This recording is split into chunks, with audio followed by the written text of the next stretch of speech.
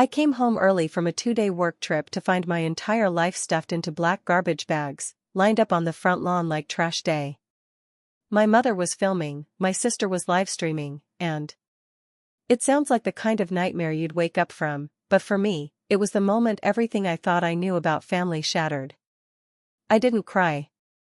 I didn't scream.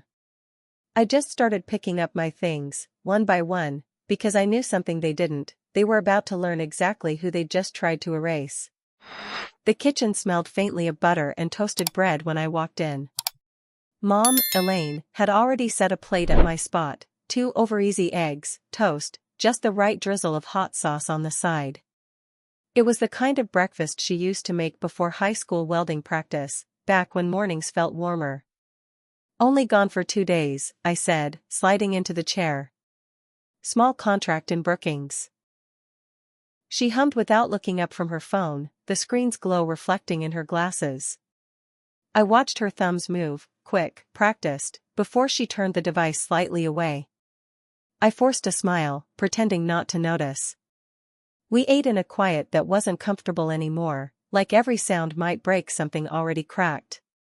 I tried again, stirring sugar into my coffee just to have something to do with my hands. It's not as big as Maroc, I said, but solid pay, full benefits. I can finally clear the last of what I owe you. Elaine nodded once, still reading something on her phone. No smile, no flicker of pride, just a small breath through her nose, as if I'd reminded her of an overdue bill. I sipped my coffee to hide the sting. She didn't need to say it, I could already feel how little my news mattered in this kitchen anymore. When I stood to rinse my plate, she finally looked up. "Drive safe," she said, her voice clipped, like the words were pulled from a script. I managed a quick "I will," and leaned in for a hug. It landed awkwardly, her arms loose, as if someone invisible were watching us perform. Outside, the early light stretched long across the driveway. My duffel clanked with the weight of welding gear, each step sounding like I was walking out of one life into another. As I pulled away, I glanced back at the house. For a second, the curtain in the front window shifted, just enough to make me wonder who, or what, was watching. The job wrapped up faster than I'd planned. By late afternoon, the mill's floor was quiet, the smell of hot steel fading from my hands. I drove with the windows down, letting the wind carry away the weight of the week. It was 6:32 when I turned onto our street, hours earlier than anyone expected. That's when I saw them. Black garbage bags lined the edge of the front lawn like a barricade. A few were torn, spilling sweaters, notebooks, and my old welding gloves into the patchy grass. My duffel sat upright, tilted as if it had been thrown. Against the mailbox, my gaming monitor leaned naked to the sun, the screen glinting like an open wound. Something cold settled in my chest. This wasn't an accident. Mom stood near the gate, phone held high like she was filming a cooking tutorial. Beside her, Chloe angled her camera for a wide shot, her smile sharp and bright for the viewers she couldn't see. I could hear her before I even stepped out of the car. "And here she is," Chloe's voice rang out, syrupy and cruel. "Back from another trip, still owing $8,000 in rent. Watch closely, folks, this is what entitlement looks like." Tyler paced like a guard dog with nowhere to go. When he spotted me, he smirked, kicked one of the bags, sending my book skidding into the dirt. The neighbors were out, Mrs. Caldwell clutching her dog's leash, Mr. Jensen pretending to trim his hedge while recording from behind it. Not one of them moved. Not one of them spoke. My throat tightened, but I kept walking toward my things. I bent down, picking up a hardcover that had slid from a ripped bag. The spine was bent, pages crumpled. I set it aside carefully, moving on to the next item, refusing to give them the outburst they were baiting me for. "Madeline Carter," Mom announced to her phone, her tone smooth and performative. 29 years old, living in my basement like a parasite. No more. This is your eviction notice, public and permanent. I felt more eyes on me than I could count. The porch door slammed, and Dad stormed down the steps, face flushed. Without a word, he hurled a set of keys at me. They clipped my cheek before landing in the gravel. Take your junk and get out, he barked. You're not our daughter anymore. I met his glare, steady. No tears. No shaking. Just a quiet promise in my head, you'll hear from me soon. I drove aimlessly for a while, the streets blurring into one long stretch of empty lights. My hand stayed locked on the wheel, knuckles white, until I found myself pulling into Lauren's apartment complex. Her porch light was still on, a small beacon against the night. She opened the door without questions, just stepped aside so I could pass. Inside, the air smelled faintly of chamomile and safety. You can take the couch, she said softly. I nodded, my voice stuck somewhere deep. For the first time that day, no one was watching, filming, or judging. While Lauren brewed tea, I dug through my overnight bag for pajamas and felt the corner of something stiff in the side pocket. My fingers closed around a thick, unmarked envelope. I knew that handwriting instantly, Samuel Price, my grandfather. He'd pressed it into my hand at the hospital a few weeks before he passed, telling me, don't open it unless things get bad. I'd kept it tucked away for over a year, convinced I'd never need it. But tonight, with my life scattered in garbage bags, bad didn't even begin to cover it. I sat at Lauren's kitchen table, the envelope resting across my knees, the paper warm from my grip. The seal lifted cleanly, like it had been waiting for this moment. Inside were folded documents, a handwritten letter, and a business card from a law office downtown. The letter was written in Grandpa's neat, looping script. Maddie, if you're reading this, they've done what I feared. I couldn't protect you while I was alive, so I'm doing it now. You don't owe them apologies, silence, or guilt. Part of the house, the lake cabin, and the shop building are in your name, legal and binding. My eyes kept moving over the words, but my mind was already spinning. The documents confirmed everything. Percentages, deeds, notarized signatures. 40% of the family home. 50% of the cabin in Fairview County. 35% of the commercial property Dad's company ran from. The business card read, Michael Dorsey, Estate and Property Law. I remembered the name from childhood. Grandpa used to take me along to meetings, buying me lemonade while he discussed grown-up stuff. I stared at the stack of papers, my pulse loud in my ears. This wasn't just a safety net, it was leverage. For the first time in years, I wasn't the powerless one. Lauren returned with tea, setting it down gently. Whatever's in there, she said, I think it's about to change everything. The next morning, I called the number on the card. The receptionist's voice was polite but guarded, until I mentioned Samuel Price. There was a pause, then she offered me a slot that afternoon. Michael Dorsey's office was in an old stone building near the university. Inside, the air smelled faintly of leather and paper, the walls lined with shelves of legal volumes. A grandfather clock ticked steadily in the corner. He greeted me like he remembered me, because he did. You always brought that little red sketchbook to your grandfather's meetings, he said with a faint smile. I handed him the documents. He read them slowly, with the deliberate care of someone who'd spent decades making words unshakable. Finally, he looked up. It's all valid, he said. They can't sell without your consent, can't remove your name, and if they've been collecting income from these properties without disclosing it, they have a much bigger problem than they think. For the first time in days, I felt the ground shift under me, not them. 2 days later, Michael called me back. His tone was calm, but the numbers he spoke felt like a blow. They've been collecting rent from the lake cabin and the commercial building, none of it reported to you. Over the last 3 years, your share comes to just over $50,000. I pressed the phone harder to my ear, as if that would make the number less real. 50,000. It wasn't just about the money. It was proof of how far they'd go to pretend I didn't exist. Michael continued, we'll document everything. Certified letters to their attorney outlining the amount owed, plus inquiries to the banks involved in any loans tied to the commercial property. If those loans were approved without all stakeholders' signatures, they're on shaky ground. I took a deep breath, letting the figure burn into my mind. It wasn't revenge I wanted now, it was accountability. By the end of that day, Michael had drafted a formal notice to their attorney.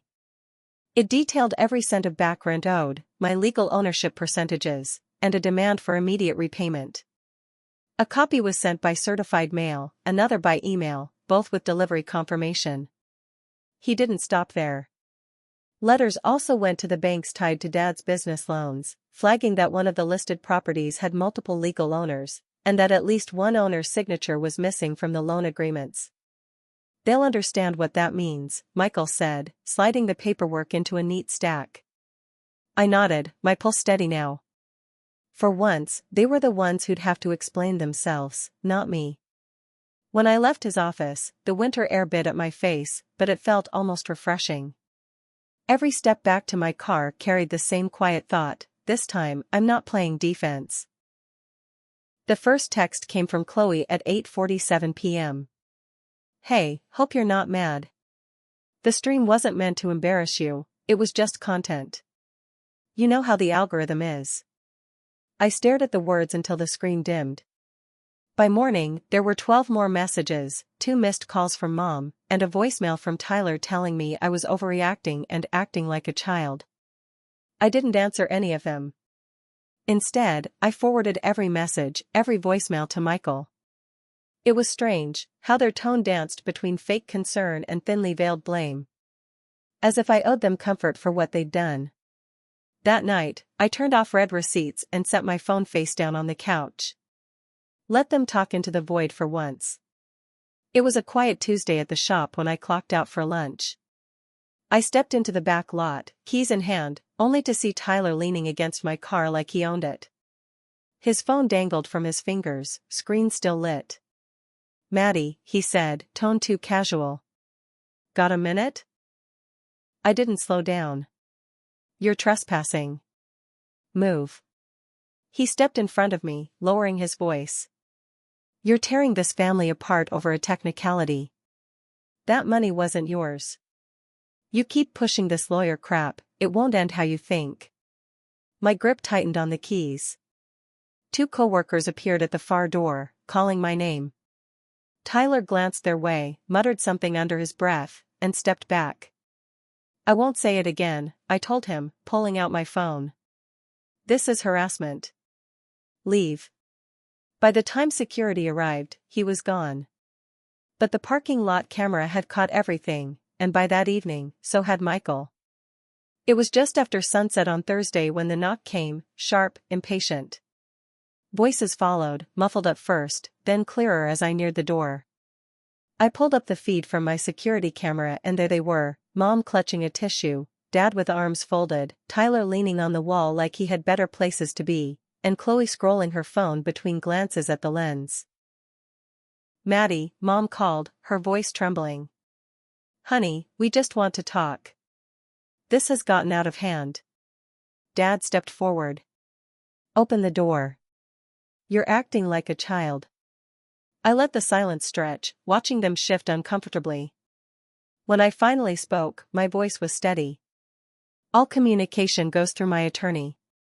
You've been told this already." Mom tried again, promising to delete the videos, to work it out just between us. Chloe's eyes flickered with calculation, not remorse. "If you stay here," I said, "I'll call building security." Dad's jaw tightened. Tyler muttered something I couldn't catch. One by one, they turned and walked away. When the hallway was empty, I locked the deadbolt and opened my laptop. An email from Michael was waiting, subject line, settlement negotiation, initial draft. 2 days later, their attorney emailed Michael with what they called a reasonable compromise. They'd transfer full ownership of the lake cabin to me. If I agreed to drop all claims on the back rent and future income from the commercial property. Michael didn't even blink. "We reject," he typed back, restating our original terms. The cabin was worth less than a third of what they owed. They thought I'd settle for a symbolic gesture, something they could spin as generosity. I met with Michael the next morning. "I want a formal payment plan for the unpaid rent," I said. "A third-party property manager for future income. And a written admission of financial misrepresentation, signed by all 4 of them." He nodded once. Then that's what we'll demand. For the first time, I felt like we were the ones setting the rules. While negotiations crawled, the fallout began. Chloe lost over 5,000 followers in a week. Someone from high school recognized me in her eviction stream and started posting screenshots, calling her out. A few of her sponsors quietly cut ties. She deleted the video, but the internet doesn't forget. Dad's business took a hit, too. A longtime client pulled out of a project after seeing a clip online. Then a bank loan application was flagged for ownership discrepancies, forcing him to submit updated documents, where my name couldn't be erased. Mom stopped texting entirely. Tyler sent one furious email that Michael forwarded without comment. Chloe tried calling twice, I let it ring. When their lawyer finally responded, the tone had shifted, less confrontational, more careful. They agreed to every condition, monthly payments, third-party oversight, and assigned admission from all four of them. Reading that draft, I felt no triumph, just a deep, steady relief. The performance was over. A single line, truth isn't betrayal, it's what remains when the act ends. A week later, I moved into my own apartment. The floorboards were uneven, the kitchen window whistled when the wind picked up, but the lease was in my name and the rent came straight from my paycheck. No shared space. No borrowed time. No cameras at the door. 2 days after unpacking, an envelope arrived. Inside, the first installment of back rent they owed. Paperclipped to it was a note in Mom's handwriting. We hope we can put this behind us and be a family again. Love, Mom. I set it down without replying. That night, I found my old external drive. On it was an audio file, Grandpa's voice, warm and steady. Some people only value you when they can use you. Let them call it betrayal, you just keep being you. I hit save, closed my laptop, and breathed in the quiet of a place that was entirely mine. In the end, Maddie's story is not simply about property rights or legal victories, it is about reclaiming the dignity that others tried to strip away. She learned that loyalty is not measured by blind obedience, but by standing firm in what is right, even when it means walking alone. It takes courage to face the people you once trusted most and say, without raising your voice, you cannot treat me this way anymore. The truth, she discovered, is often inconvenient for those who thrive on performance and appearances. But truth is the only ground that remains solid when the stage lights fade. Maddie's silence was not weakness, it was the kind of strength that speaks louder than shouting, the kind that lets actions carry the weight of justice. Her journey is a reminder that no one has the right to define your worth or rewrite your story for their convenience. And when people call your boundaries betrayal, it often means you've stopped playing the role they assigned you. In life, there will always be those who value you only when you serve their needs. The lesson Maddie leaves us with is simple yet unshakable: protect your truth, live it boldly, and never apologize for being the one who finally refuses to be erased.